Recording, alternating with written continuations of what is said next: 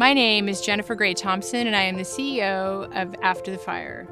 Welcome to the podcast, How to Disaster: Recover, Rebuild, and Reimagine. In this podcast, we bring you the very best practices, best hearts, and great ideas from other disaster-affected communities. Thank you for joining us.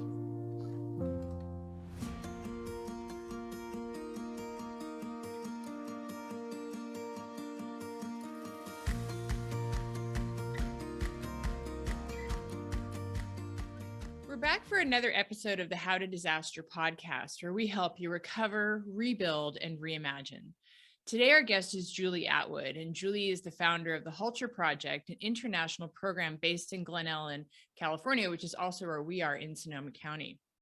We're happy to bring Julie on the program today to discuss one of the most overlooked parts of disaster preparedness: our pets, family animals, and livestock, all of which the Wildfire Project focuses on.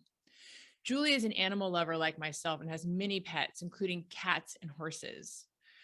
I really love my pets. As you can see right behind me here, there's Gigi Grace Thompson. She is an English Mastiff. And I also have another rescue dog who's about 55 pounds. She's a little bigger than that, little thick. And, during fire season, not only do I put together go bags for my animals and for my family, but also for my animals. Julie's going to give us a lot of great advice today on what should be in those go bags and how to prepare for it. Similarly, I have a sister, Michelle, and she has a trail riding company and owns about 13 horses. So it's really important that she too be prepared for disaster and for evacuation. This is right in Julie's wheelhouse. And so I'm really excited to talk to her about this. And I think that you'll get a lot out of it, whether you only have a house cat or if you have an entire farm. If you want to know more about Julie and the Wildfire Project, please look in the description below or visit wildfireproject.org. Welcome, Julie. Once again, welcome Julie Atwood to the podcast, How to Disaster. Hey, Jennifer, it's great to be here. And I so appreciate the opportunity to share stories and help your community. Well, we're really excited because you have a particular expertise that's been lacking in this entire podcast, which is about animals. But the first thing I wanted to do was actually mention that you and I are both Sonoma Valley residents and have lived here for a very long time and know each other outside of, this work. But I was hoping that you could actually start us off today by telling us your own fire story from 2017. Thanks for the opportunity. I'm laughing a little bit because even though this October will be the 5th anniversary of that incident, I cannot believe 5 years have passed. But I remember, for over 2 years, probably until COVID hit, we were all still meeting up and telling our fire stories. And of course, there've been one after another. And it seemed as though for a long time, that was our primary topic of conversation and connection, was swapping those experiences with our neighbors and with people that we hadn't seen. So I like to introduce myself to people when I am teaching animal disaster preparedness by saying that I not only talk the talk, but I've walked the walk, and I'm here to share with everybody the fact that it is really, really important to be prepared for everything. And I am proof, because on October 8th of 2017, I spent the afternoon along with probably a couple of thousand of my neighbors at the Glen Ellen Village Fair. We were all having a great time. It's an annual event. It's very, very small town. As you know, you were probably there. But it was hot and it was really windy. It was windy in an unusual way that had us all on edge. Fortunately, that ended at about 4 o'clock. I went home. My husband and I actually had to make a quick trip down to Marin County to run an errand. We got back before dark, and the wind had gotten to the point where it was really frightening to me. And so I made sure that I knew where my animals were. We had at that time 9 equines, had 8 horses and a mule on the ranch, several dogs, a bunch of cats, barn cats, house cats, a lot of animals. And we also have people living on our ranch that we're responsible for, who live here and take care of the ranch. And we did a quick circle up. I made sure that all the cats were in and all the horses were down in their lower pens and pastures, which is part of our standard planning for weather events, wind warnings, red flag days, all of the fire-related weather warnings and alerts. And at about, I don't know, it was a little after 9, I heard something really crazy. It turned out to be the wind hitting my house in a way I'd never experienced it. I opened the back door, and I say this all the time, and unless you've been there, done it, you probably can't believe it, but it was like opening the door of your oven when you have it preheating to 450. Wow. And I opened that door, and it was like opening the door to the oven. This hot blast of air hit me in the face and almost knocked me over. I slammed the door. A few minutes later, our ranch foreman, who lives across the street on the west side of Highway 12, between Highway 12 and Dunbar Road, for people who know this area. So he's looking out toward the Mayakama Mountains, and I'm living right at the base of the Mayakama Mountains. And he says, "Julie, there's a fire behind you." I go to the other door, I look out, I see red everywhere, and I realize that fire is actually coming at me. The term firebrands, which I was familiar with, but had never personally seen or experienced, hit home at that moment, because I was seeing, feeling, hearing flying pieces of stuff, branches, leaves, bits of shingles, bits of fences flying through the air at what we later learned was 80 to 92 miles an hour. And they were on fire, and they were coming straight at me. So we very quickly gathered in our driveway. Everybody got their marching orders, which we were able to convey over the roaring wind, over the diesel engines of the trucks quickly. And we got all our animals to our safe place. Now, our safe place happened to be not our plan A for fire, not our plan B for fire, but it was our plan C, which was our earthquake plan. What do we do and where do we go in the event of an earthquake? And that's what we did. There was no opportunity to evacuate.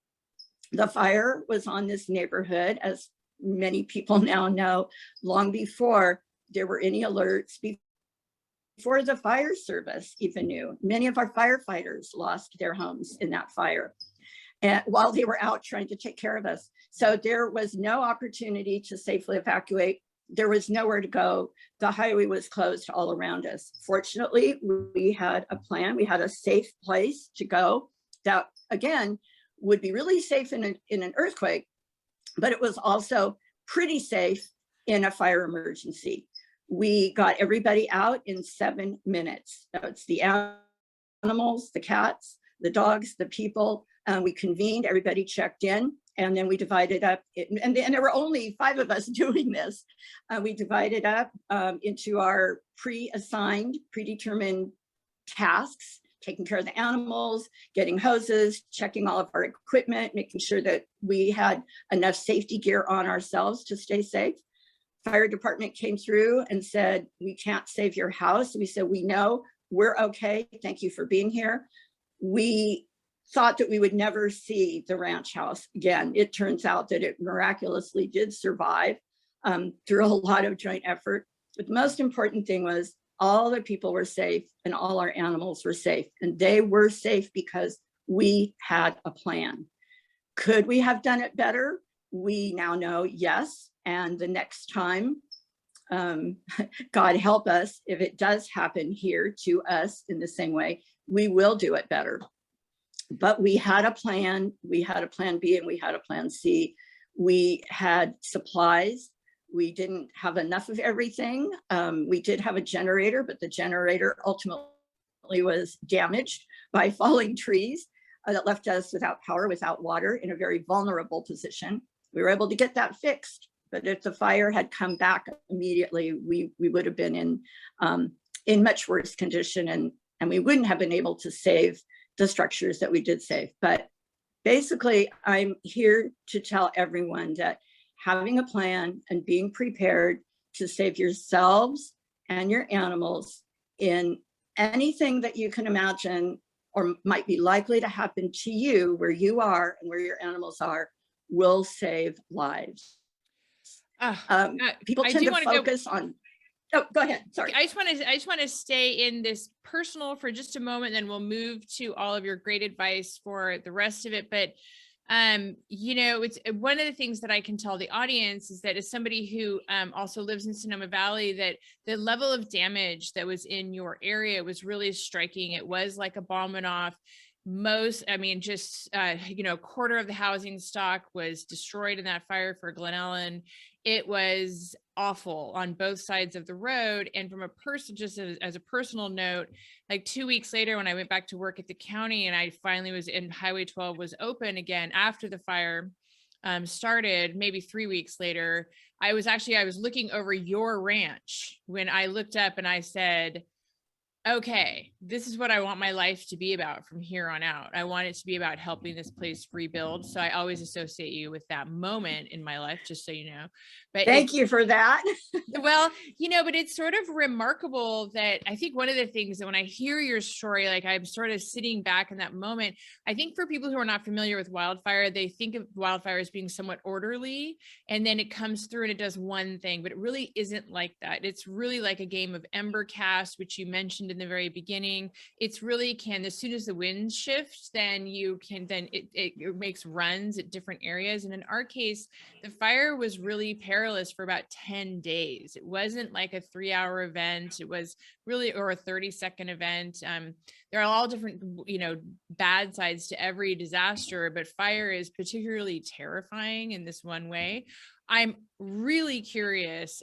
You know, we run into people all the time who even live in the middle of national forest, and they still don't think it's going to happen to them, but somehow you had an A, B, and C plan. So can you talk to us about that decision? Because it's unusual for anyone to have 3 plans in place. Well, 3 is sort of your minimum. I want to back up to something that you said a minute ago. Sure. About the shocking visuals of the damage. And yes, as I said earlier, my home is about 300 yards from what was ground zero of the Nuns fire. It wasn't actually on our property. It was on the property next door. But we actually owned a home at that time. We're now living in our little ranch house built in 1906, which by all odds shouldn't still be here, but it is. And the home that we lost was directly across Highway 12 from us in a long established residential subdivision with about 132 homes and close to 90 of our neighbors.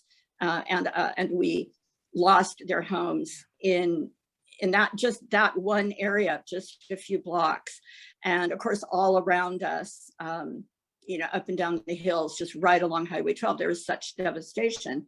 And then that happened again in 2019 during the Kincaid fire, when the fire came so close to Oakmont and devastated. You mean the glass fire in 2022? Well, I'm sorry, 2020, glass fire in 2021 affected the area across from Oakmont. In 2019, we had the Kincaid fire, which was the largest fire evacuation ever in Sonoma County. And like 180,000 people for our audience who doesn't know, 180,000 people in less than 24 hours. And it was when we saw a total change of how they do evacuations, because on social media, they were just like, go, go, go, go, go. And it was crazy, but nobody died. And so this is such a big topic, and it's easy to get off track. And I know I'm getting away from your immediate question, but I will get back to that. So the point is that, yes, people historically think of fire as something they can plan for. They've got time to get away from it. And, you know, when I was growing up, I grew up in the Central Valley foothills where fire happens all the time. I grew up in the Smokey the Bear generation. And it was something that happened, but it wasn't terrifying. And that is because wildfire historically was orderly. Nature had a plan for it. But we're not going to get into a discussion of climate change. That's not what this is about. But things are changing. They're changing in our lifetime. And so the nature of wildfire now is very, very different than it was when we bought our property at the foot of the Mayakama Mountains in the early 1980s. So we live in a very different time when the nature of wildfires is really different, and they create much more frequently. They create their own weather. They are more windborne. People live in those wild areas. So before, for most people, unless they were ranchers or had a cabin or they were homesteaders, they lived away from the wildfire. It was something that happened away from them that they could watch or get away from. But now so many more people live right where the wildfires happen. And so we're in it. And so we're experiencing those in a different way. And houses, and they're also homes, very mega fires. They're not like your wildfires. There's way more, there's so much more fuel, and it's so dry. And there's a whole land management issue is. It's a whole domino. It's a domino effect of many, many, many factors. And for instance, you were talking about the ranchers in the Sierras, and I spent 6 weeks just this last year, 2022, deployed to the Dixie Fire. So I lived in Plumas County for 6 weeks. In 2018, I was up in Butte County working on the campfires. I know you were a great deal of the time, and I was there for 7 weeks. Mm-hmm. And so these are very different fires, but the common denominator along with our fires is that they were much more powerful fires because they had a lot more fuel. They had a lot of fuel because there were more buildings to burn, more human habitation, more dead and dying trees from bark beetles, more dry vegetation because we've been getting further and further into a drought. And so all these factors combine, and that is exactly why we need to have multiple plans. So see, I'm getting back to your question. There we go. And one of my mantras, and sometimes people get annoyed with me because I tend to repeat it in presentations and PowerPoints, is you have to have more than one of everything. You have to have more than one plan. You have to have more than one place to go, and you have to have more than one way to get there. I always say it's like potato chips. You can't have just one. And so, yes, were we less usual, less typical than a lot of our neighbors at that time? Yes. And that is because I got into this back in 2013, and I was aware of the growing need for emergency and disaster preparedness focused on caring for our animals and what to do for our animals and how to keep our animals safe before 2013. But it took me that long to actually kick myself in the rear and do something about it. So why did we have more than one plan? Well, I don't think I'm a lightning rod for disasters. However, I grew up in the Cold War era. So I grew up with air raid drills in my elementary school. We had to go down into bomb shelters. I hadn't thought of that in years and years and years until recently, sadly, because of events that are taking place now. But we did have we all had fire drills in school. So I kind of grew up in a drill culture. It wasn't completely foreign to me. But then in 1989, I was less than 2 miles from the epicenter of the Loma Prieta earthquake. I lived in Sonoma, but I was actually working in San Francisco, and I was at a friend's house in San Francisco when that happened. And I had a lot of friends. I had a friend who was in the top deck of Candlestick Park at the Bay to Bay World Series. It was Oakland and San Francisco. So I knew all these people, including myself. October 17th, yes. In 1989, 5:04 p.m. And I was in downtown San Francisco in my car. I had a sunroof, and I just remember going, oh no. And I was closing my sunroof as though that was going to protect me from all of the I want to know, what were you seeing? What was the visual for you? What did you see? I was at on that Post moment? Street facing downtown. I was right next to, I think, Spago, and Union Square was like a half a block up on my right-hand side. And I was watching the buildings sway, because the really tall buildings sway like they're supposed to. But then on both sides of the street, there was glass falling because because the buildings, because the glass couldn't do it. And then when I finally was able to round the corner, Macy's had all of their glass was broken, and there was a lot of people who were bloody, and then there were people who were homeless who were directing all of the traffic. It was like a whole epic day. Later, somebody tried to steal my car. It was a whole thing. But I was traumatized for about a year after that. So I was in the design industry at that time, and I would have been in the Galleria, that glass building, on Henry Adams, but I didn't feel well. And so I had left early, and instead of driving to Sonoma, I came to my husband's office, which was in Colma, down near South San Francisco. But my assistant, Heather, was working in my office, which was actually in Marin County, and she was on her way home to Berkeley. She was on the Cypress structure, and of course, back then, few of us had cell phones. I did, but they weren't working anyway. And her mother was absolutely, terrified. Heather was fine. Turned out she was fine. But, one of the really terrifying things about that incident, when we think about what it was like then and where we're at now, is just communications are so much better now. Yeah. But so I experienced Loma Prieta. Then I, there have been fires in the meantime that were a little bit further away. I got out of design and got into event planning, and I don't remember exactly what year it was. It was in the, I want to say it was around 2008 or 2010. There was a big fire up at the geysers, and it was very far away from us. And it wasn't a big wind event, but there was smoke and ash everywhere. And I had a huge group of people from New York, and they were just all over me about, why can't I do something about these big chunks of ash falling down from the sky, on their party. And so that made me a little more aware of, how would I plan for this as an event planner? And then I became, as because that's actually how we met, I became a fairly prominent event planner and charity benefit organizer in the North Bay, lots and lots of events. And I became increasingly aware of the need for planning. What do you do when you have 300 or 500 or 1,000 people?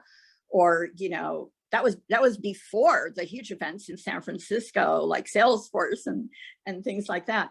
But the big enough to cause me anxiety.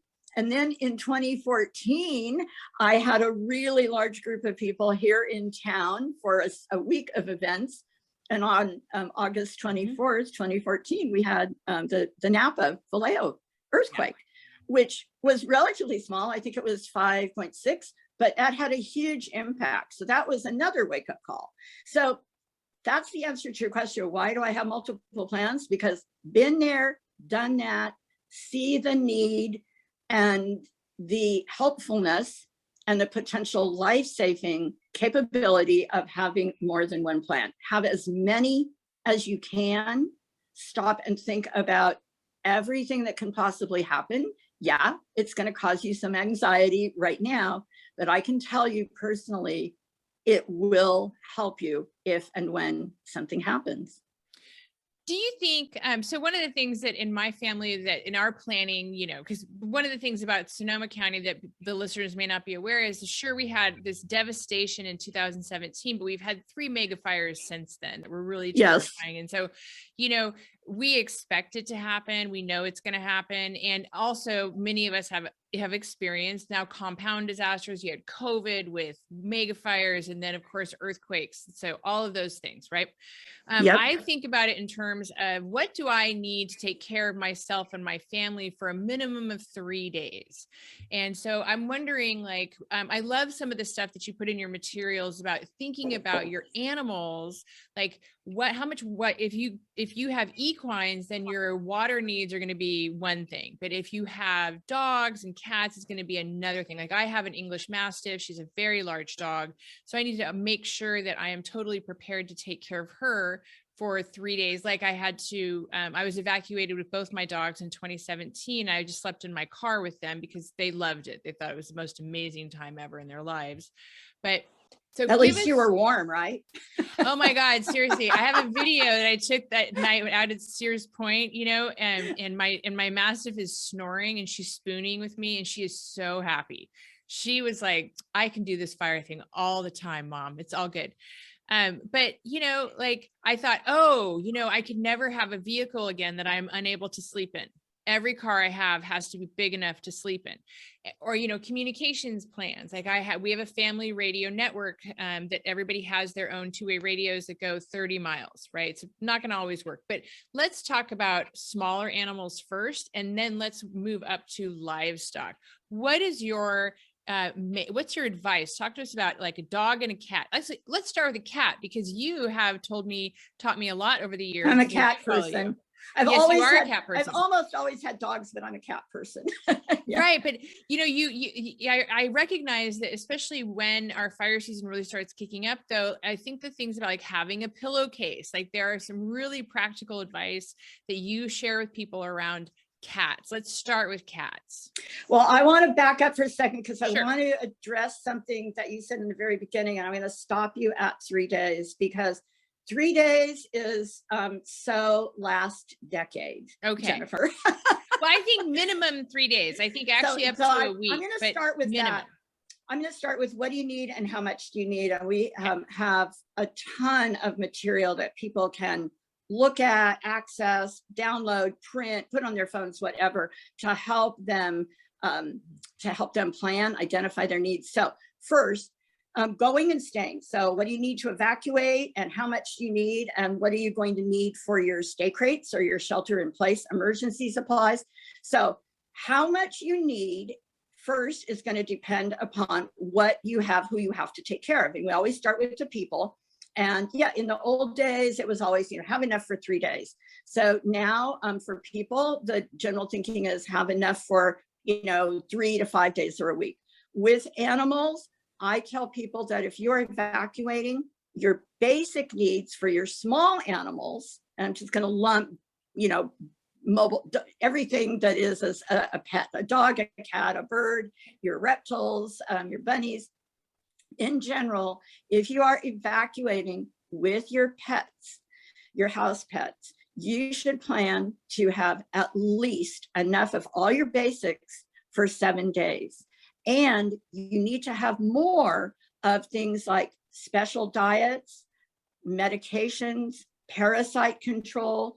So I like to say that I do say emphatically that for all of your special needs, things that you might not be able to get right away, you should have at least a month's worth, or as much as you can safely and conveniently take with you, or have it stored at another location. Keep all of your big bag, your 50-pound, sack of special diet, your extra month's supply of parasite control or medication at a friend's house, at a place that you have arranged to be a possible evacuation place, or maybe a place that you stop on your way to somewhere else. So, you talked about your really big dogs. So obviously the kind of pet that you have is going to impact how you plan. Just as, if you have little babies and you've got teenagers, you're going to plan for them a little bit differently. So it's no different. And a lot of the things that we need for ourselves are the very same things that we need for our animals, but we need them in different quantities. We need them in different ways. The single most important supply to have with you at all times for everybody, the people and the animals, is going to be water. It sounds obvious, but if you stop and look at information that tells you exactly what the water needs are for different species, many people are shocked. For instance, you have a Mastiff. Your dogs, do you know how much water your dogs need per day to stay healthy and happy in normal circumstances? Like a day like today, when it's cool and beautiful. Don't, and I should. I can fix that for you. Okay, you're going to fix that. I'm actually happy to admit, I just put a lot of water in my car, As much as you can carry, exactly, as much as you can take for all of you. So can I talk for a minute about our Halter Project website? Yeah, I want you to. This is all about you, Julie. I want you to do it. Well, it's not about me. It's about keeping everybody in the family safe. So I know. So when we started Halter Project, it was a knee-jerk reaction to the fact that it was just so hard to get exactly the kind of information that we're talking about right now. And I wanted to find the best, most reliable, factual information from the leading experts. And I wanted to make it available to my community and to the whole world, which we've now done. After 9 years, our halterproject.org website is widely considered to be among the leaders worldwide in providing information that's relevant to animal owners, people who take care of animals, people who care about animals but may not have them. So information about everything we're talking about. How much do you need of food, water, medication, hygiene, and sanitation? You know, if you go out without toilet paper, you're pretty, you know, you're sort of bummed out, no pun intended, after a few hours or a day. If you don't have enough poop bags and a way to, you know, to manage them for your dogs, if you don't have cat litter and a way to dispose of that, if you don't have bedding, if you don't have the right food for your animal or your kids or your grandmother, all of these things are going to ultimately have a much greater impact on the health of the people and the animals that we're most concerned about and our well-being. So you can find this information on our website. Once we get off, I'm going to email you some links.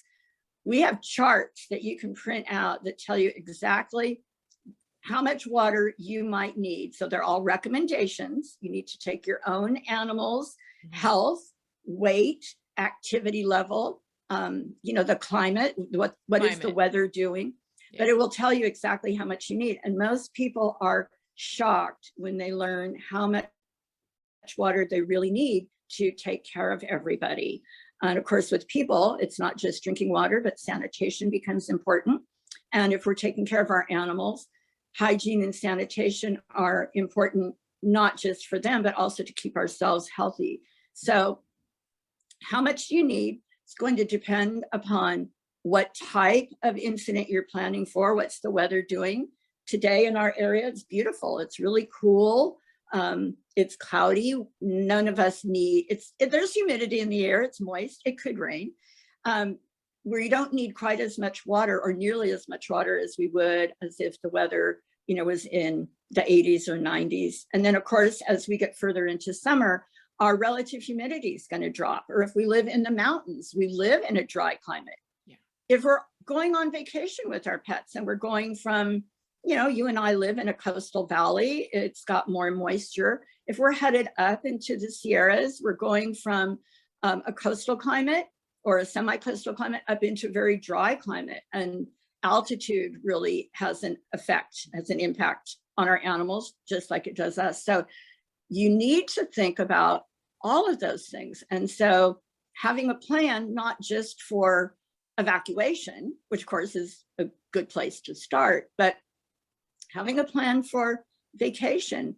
Where am I going on my vacation? Do I know the evacuation zone for where I'm going to be? Or if I'm boarding my animals somewhere, do I know everything I need to know about that location? Do the people taking care of my animals know everything they need to know about them? All of this, Julie, if I can just interrupt you for one Sure. second, I think it's also really important to know in your, where you live and where you're going to be, where are you able to actually evacuate to with animals? Because, you know, when we evacuated in 2017 for 10 days, the Sears Raceway was the best option because we had like 14 chickens and 3 ducks and a pig, and you know what I mean? And there was just so much. Absolutely. Yep. So you have to think about that. Like, where can you go? So part of your plan, I'm going to circle back. And this is why I start repeating myself, because you have to, you know, it's a lot of information. And I didn't learn all this in one chunk by any means. So having more than one plan means having a plan for what you need to take, how you're going to get there, where you're going to go, who might help you and or your animals, and a plan B and a plan C. What if that evacuation destination that you were planning on is full? Or what if suddenly, and this has happened a lot in the last 2 years, you had a really great friend or a relative who lives out of, you know, say a fire area or in a place not likely to be affected by an earthquake. And they say, yes, bring it on. You're here, you're welcome here anytime. Oops, except now we're in a pandemic and you might not be able to go with your animals to that person's home because you might be medically compromising one another. And so that was another really big layer that we had to add into our planning the last 2 years, evacuating with your animals during a pandemic. And it is still a big part of the picture because it could come back. So yes, have more than one everything for many, many reasons. Where you go in a fire might not be the same place you want to go or could go if we have an earthquake or if we're flooding. I mean, we do live in an area that historically gets does floods. Our water goes up quickly. It usually comes down quickly. It's not like we live on the Mississippi River here, but many of our listeners do live in areas where flooding is their reality.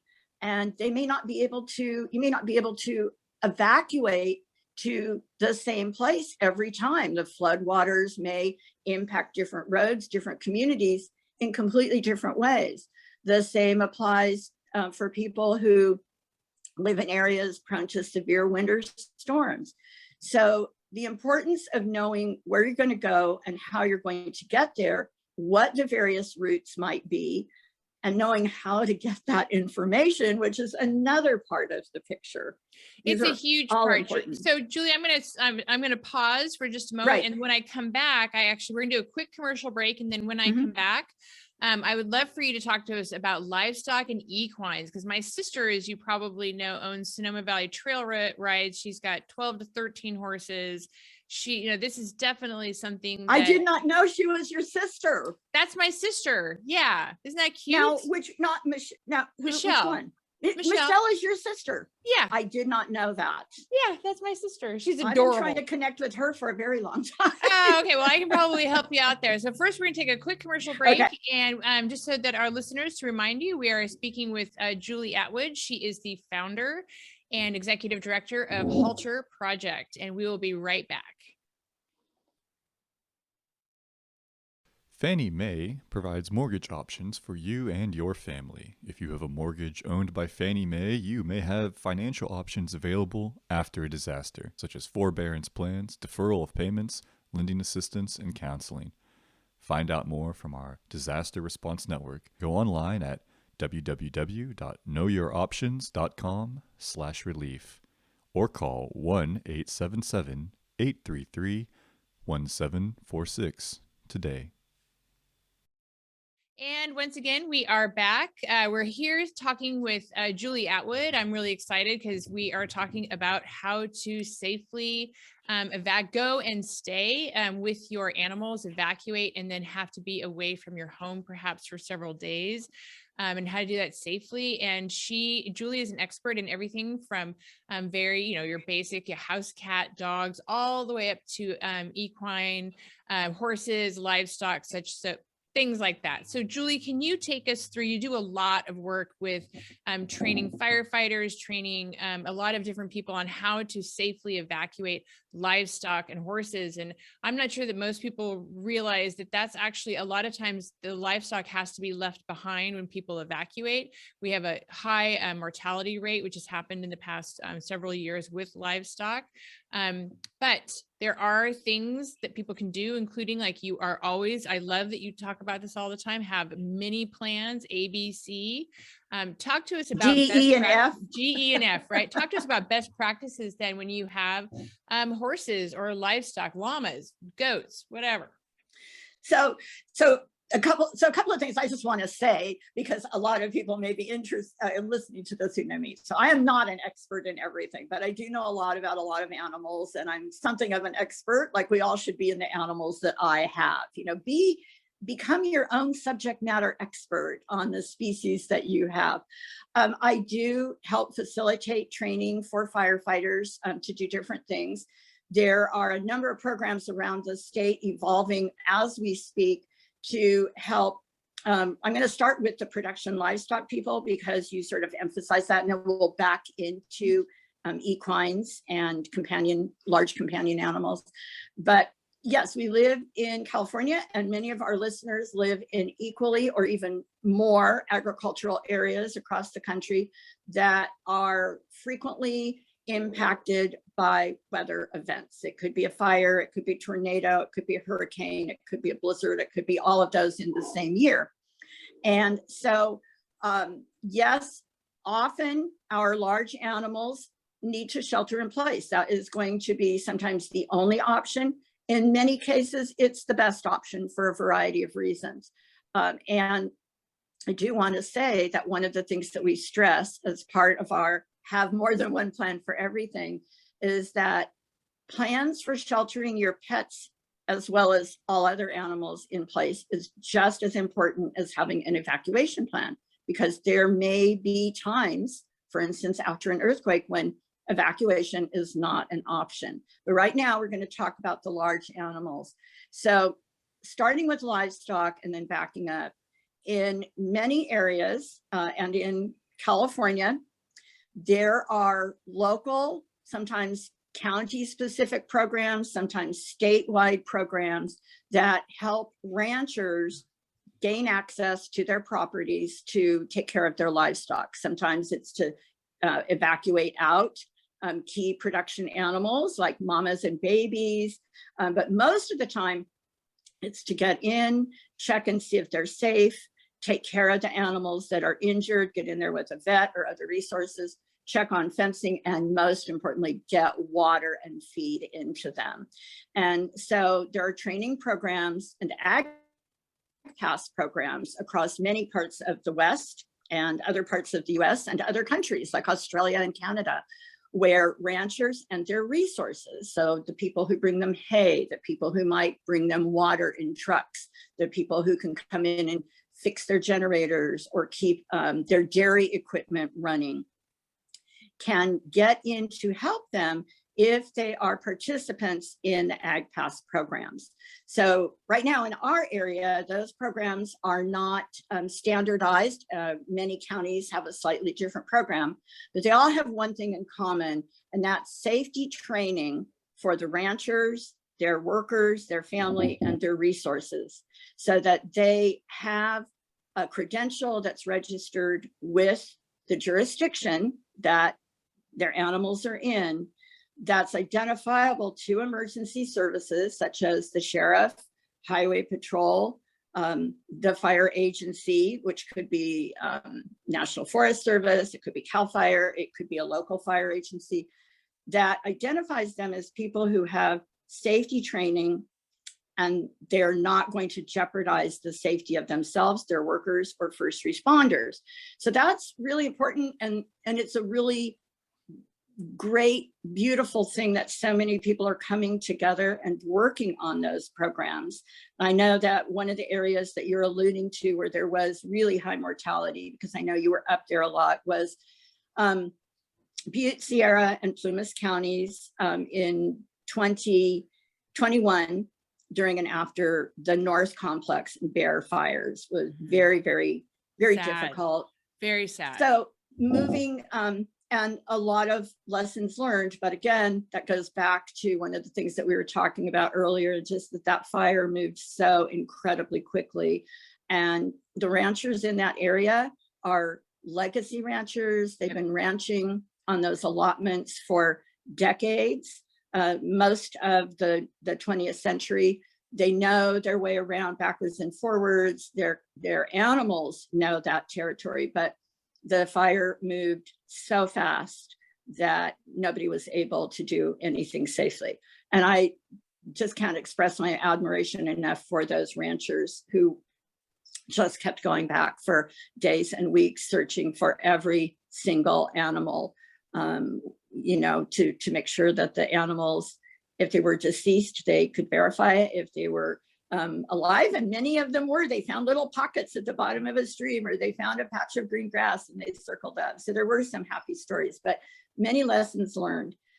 And so if you have commercial production livestock, you definitely need to get in touch with your county ag commissioner and sometimes your farm bureau and find out what is the program in your area.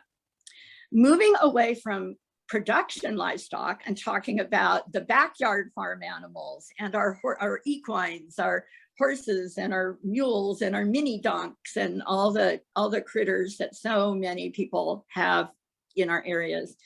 So they are different, and we pretty much treat them as pets, but they may not, respond. I like to say that a lot of our backyard livestock or backyard farm animals pretty much in the same category as cats. They are not going to do what we want them to do when we want them to do it. It won't work on a horse. So Pillowcase. So clearly you have watched my Poncho's pillowcase Yeah, video. I have.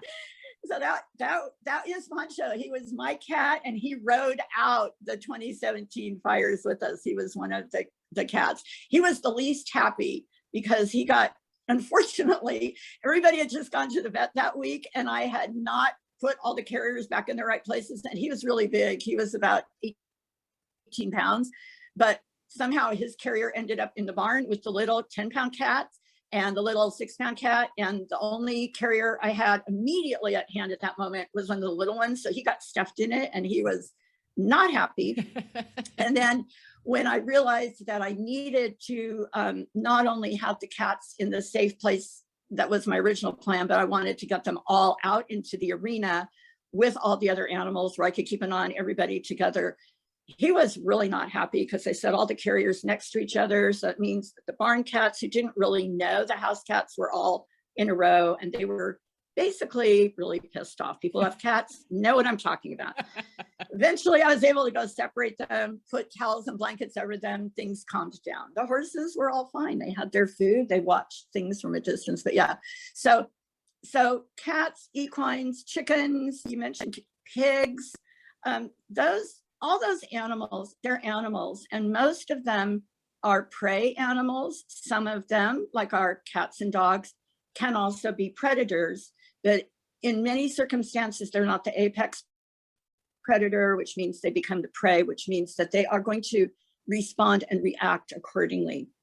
They are way more situationally aware than we humans will ever be.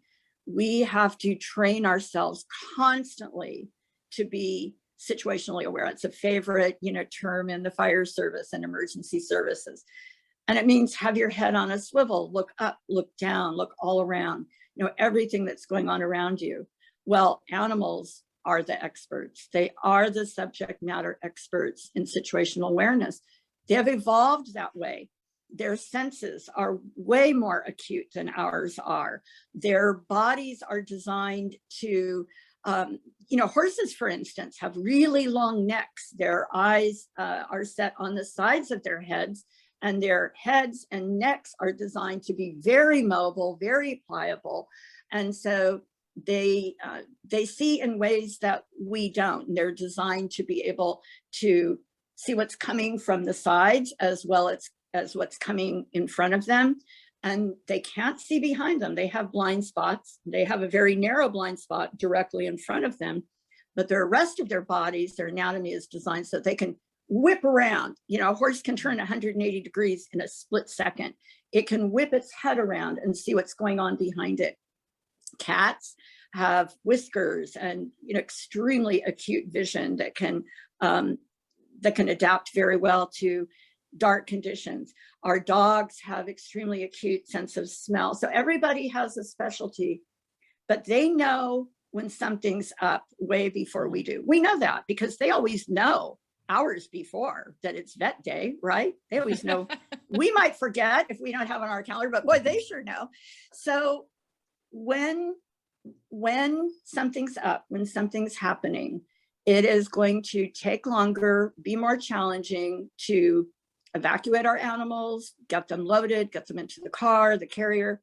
And sometimes we just run out of time. We can't do it. And so it's really important to have a plan for when that happens, or when we just can't move. It could be a winter blizzard and we're going to be snowed in for 3 or 4 days, something that's not quite as scary, but it's still going to make life challenging and difficult.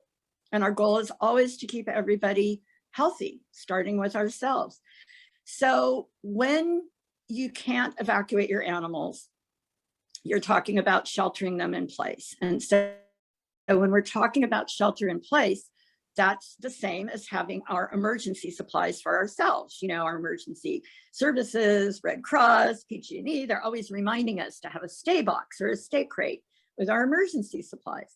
So our emergency supplies, the stuff we need to stay home or stay in place safely. With animals, as with people, I am telling everybody now what I know from personal experience. It's to have as much as you can store and make sure that it is at least 4 to 6 weeks worth. You talked about 2017. So in 2017, where I live, we were without power. We were without PG&E power, without public utility power for 22 days. We were under a mandatory evacuation order for 21 days. Mm-hmm.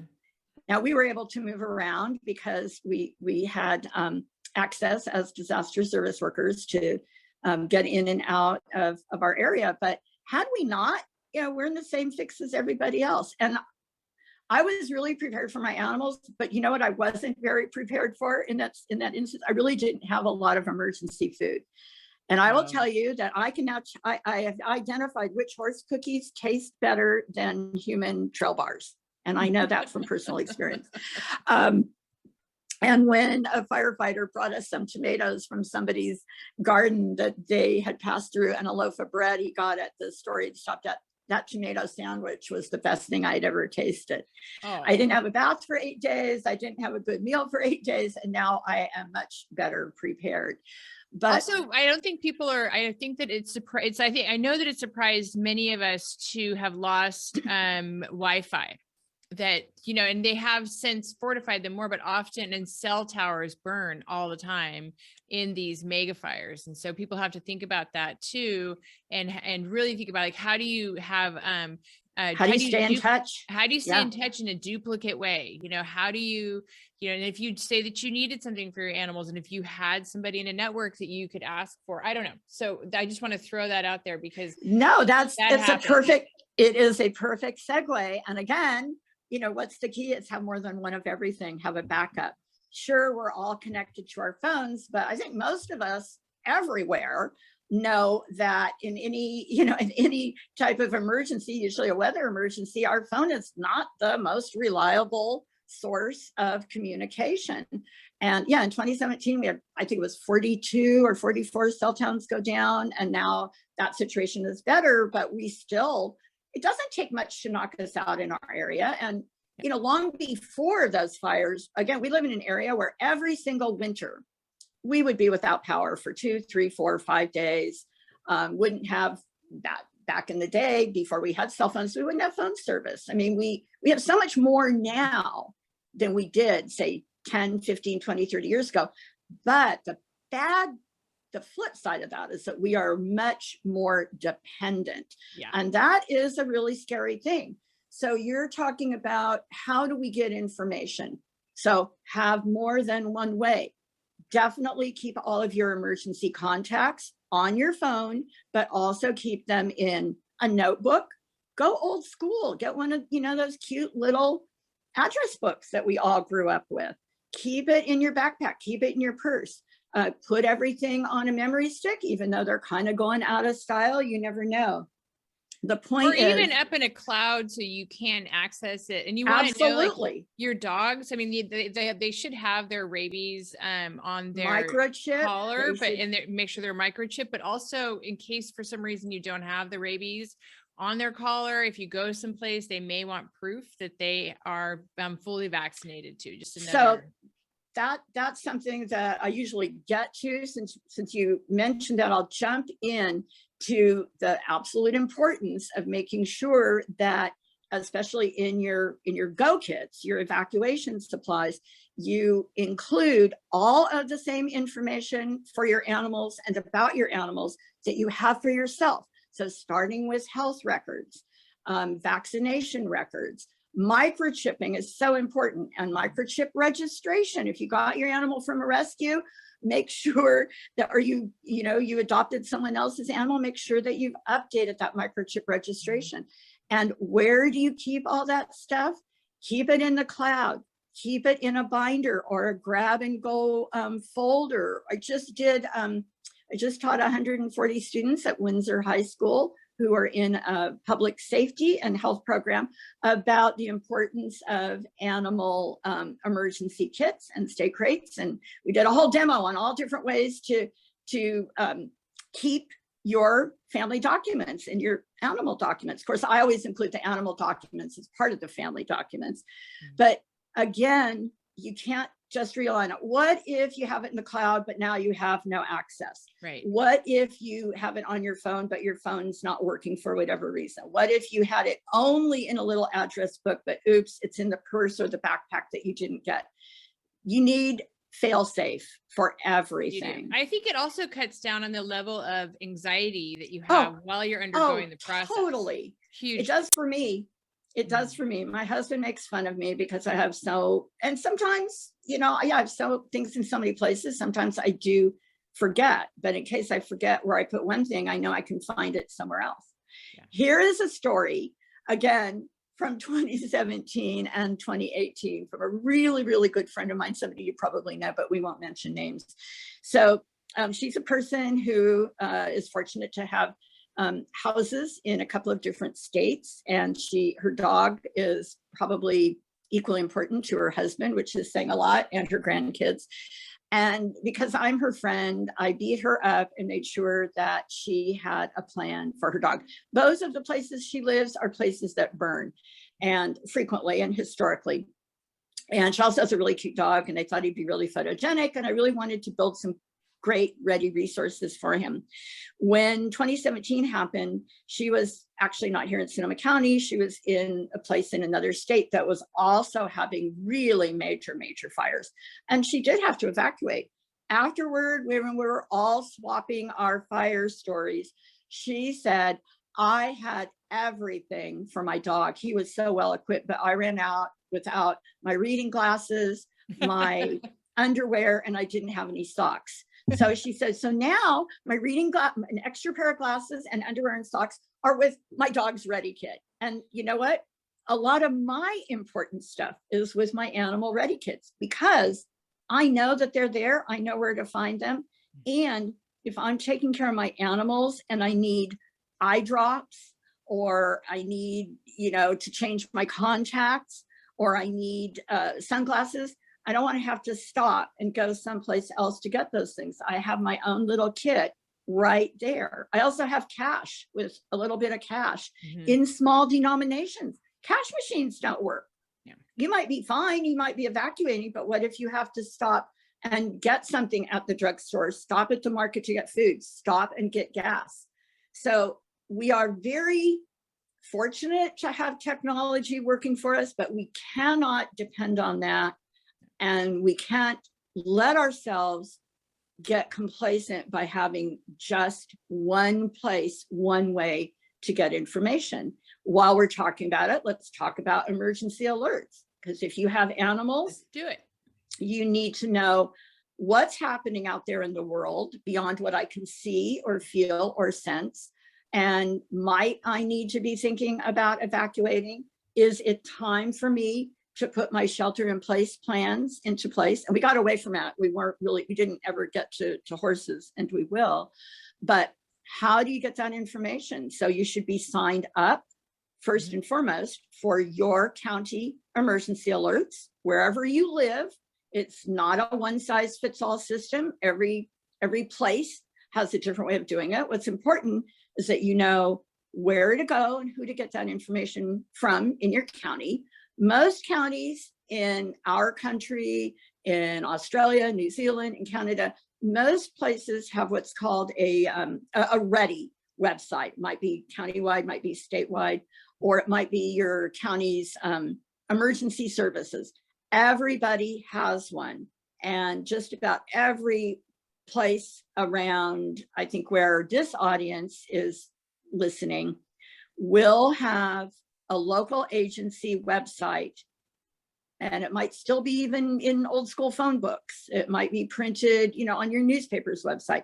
Know where to go to get the information and know how to sign up for local emergency alerts. If you don't know, walk into your local police station or sheriff's substation. Yeah. Often your local fire department might know. Call up the Red Cross. Many of our faith-based faith-based organizations. So our church groups are masters at emergency and disaster preparedness. I don't care who you go to, just go somewhere. If you don't know how to get emergency alerts where you live, where you work, where your kids go to school, where you board your horses, where you might be taking a vacation with your pets or going horse camping, know how to get those emergency alerts. But usually, also, I think it's so important though, because I was just talking to a woman yesterday. We're working in the Marshall Fire in Colorado, and their alert system was not activated in the way that, in the most optimal way, is the best way that I can put yes, this. And which has happened to us a number of which times. happens just about everywhere. We see it over and over again, which now we're much better, but we're like 4 mega fires in, so this is why we're much better. But you know, it's okay to leave when you think you might leave. You should leave even if you haven't gotten an alert. Go. You should go early if you can. Knowing when to go and knowing when to plan to go and prepare your animals is key. And so again, that goes back to situational awareness. Okay, so the emergency alert system failed or was suboptimal. It happens. It's, you know, they're run by people, and it happens all the time.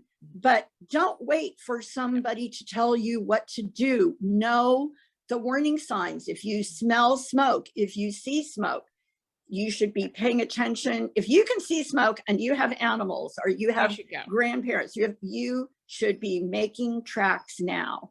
Yeah. If you see that something is happening in the distance, but close enough that you can see it, and your plan is to leave your animals in place, now is the time to go through that checklist and do all the things that you have decided or planned for ahead of time that will help your animals stay as safe as possible while the incident runs through. So don't wait for someone to tell you when to go.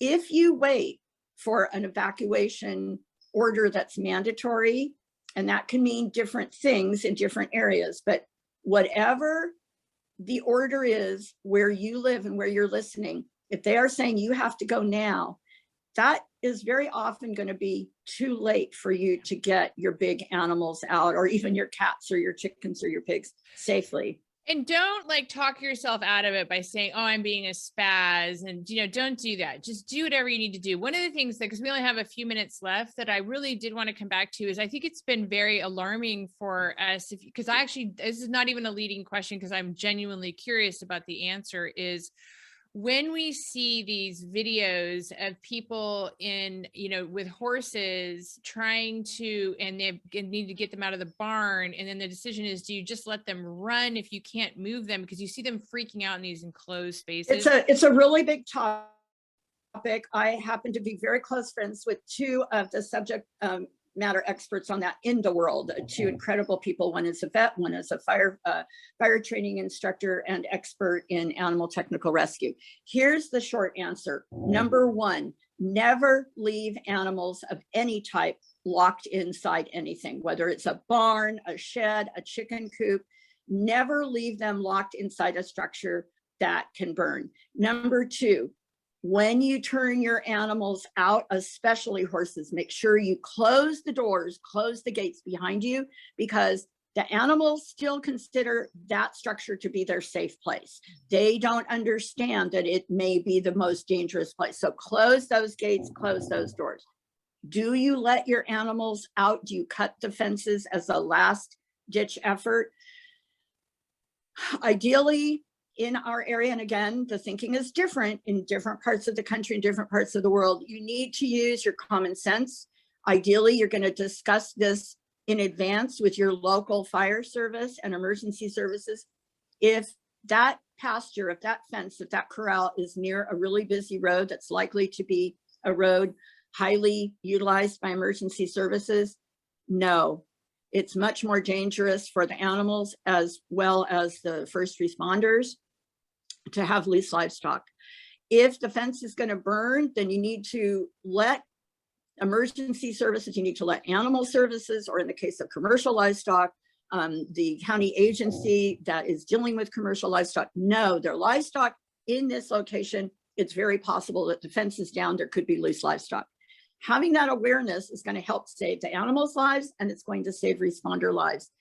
What to do with those animals? If you turn them loose, try to have created a place that's defensible where if it's fire, where the fire can pass through quickly.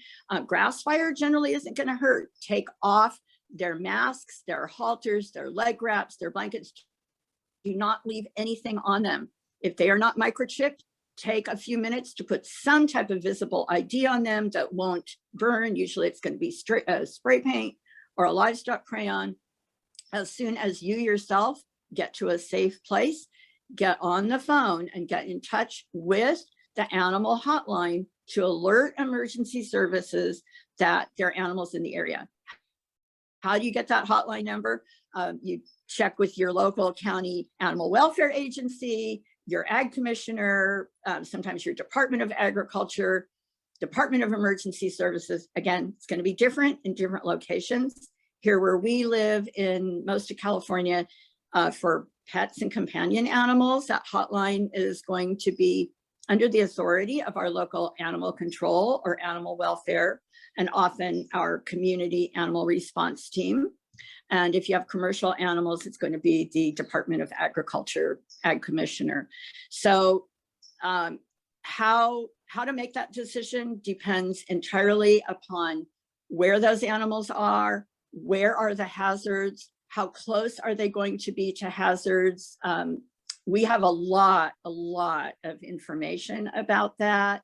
I even have a video about it. We have some great graphics that we can share. And again, we have this gigantic resource library called halterproject.org, where everyone listening can find information about everything we're talking about, plus a whole lot more to help keep animals safe.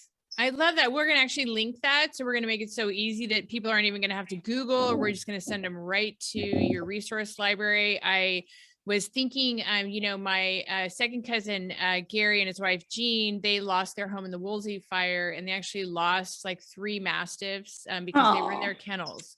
And that's been one of the hardest things for them, especially for Jean to get over, is, the loss of those animals and the suffering that occurred.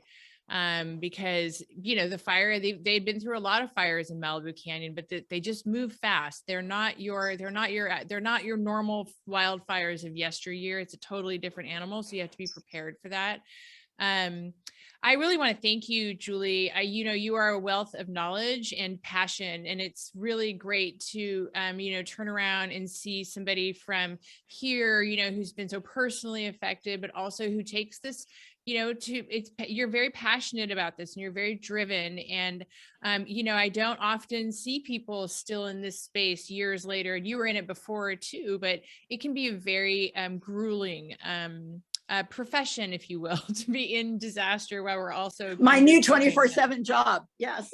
Oh yeah. It's so I hope that I would love to have you on as a refresher again at another point, especially as we are gearing up for fire season, which is longer and longer. I really appreciate the talent that you bring to it, and the dedication and the personal experience. It really does matter, when you've had the experience of actually being sort of terrorized by a disaster, because you're never quite the same, for better and for worse. And so I really appreciate that. We know that. And I, coming from you, a person from, my own community who has also, taken what has been dumped in our laps and run with it and turned it into, so much positivity and paying it forward and helping other areas. I really appreciate the opportunity to, to share with your audience and, and reach as many people as possible. So thanks for having me, and let's do it. And by the way, April is Earthquake Preparedness Month in our area. So. There you go. I remember right after our fires in 2017, and someone's like, well, any minute we could have a giant earthquake. And I just turned to my husband and I'm like, if that happens, I'm just going to get into my car and start driving away, because I can do it, but I can't do like mass devastation after mass. But you know what? We'll talk offline. You can't, because we live in an area where every couple of 100 yards, there's a bridge. The roads will be closed everywhere. So I'll have coffee with you. We We'll talk lost about 70 bridges in the 2017 private bridges in the 2017 fires. So we have a big creek system. So anyway, what I would like to also do is say that is on our social pinpoint map where we put resources for across all of the states, is to make sure that Halter is on each of those. So Thank you. That's Fantastic. If they're looking in their own state, or because I love that sort of universality of the subject matter information, and so I want to make sure that we work on that. We'll make sure that that gets up in the next couple of weeks, and we would like to continue to use you as a resource and to amplify the great work that you do and the really important cause of animals. And if I can just end with this little story that I loved so much, that was so moving, and it's from Glen Ellen, is the dog Odin. Do you know that story? I absolutely know Odin. And will you tell that story to our audience? Because then I will do a follow-up to that, and then we will be done. Go ahead. Tell the story about Odin. So the Odin story, and I have a similar story from the campfire, but Odin basically was a livestock guardian dog who would not leave his herd. And because I have my own experiences with a similar livestock guardian dog, sometimes I mix their stories but there are animals who cannot be evacuated for many reasons, and the importance of being able to identify those animals after a long period of time through microchipping and other sources of identification can't be emphasized enough. And Odin's story ended up being a happy story. I think everybody was reunited. Odin was reunited with some of his herd, and they were all reunited with their people, right? Yeah, they were. Yeah. Well, so in Glen Ellen, these people have Odin, their livestock guardian dog. I think he was a Great Pyrenees. Is that correct? Mm-hmm. And so I think he had goats, and so when they were leaving, and they tried to evacuate, and they couldn't get all the goats, and Odin would not leave his flock. Not leave, right? Would not do it. And this is like, our fires happened at night very quickly, and so they left, and they were sure that Odin was going to die, right? And so they came back a week later, and there was Odin with his flock, and had a fawn that had also joined the flock. Yeah, that's right. I forgot about the fawn. I love that part. Yes, and so it was just one of those things that was just so moving, the importance of animals. And so I have 2 dogs, and for the next year, I would be like, oh my God, who's the best dog? And they would look, they get all excited, looking, like, well, it's Odin, but you're the second best dogs for the next year. Some other time I'll share with you my story about Opal up in the campfire. There are hundreds and thousands of stories, and I would like to leave everybody with this. For every animal we rescue during an incident, we are all together going to save hundreds and thousands through education and preparedness. And that is the truth. And that's what I'd like to leave you with.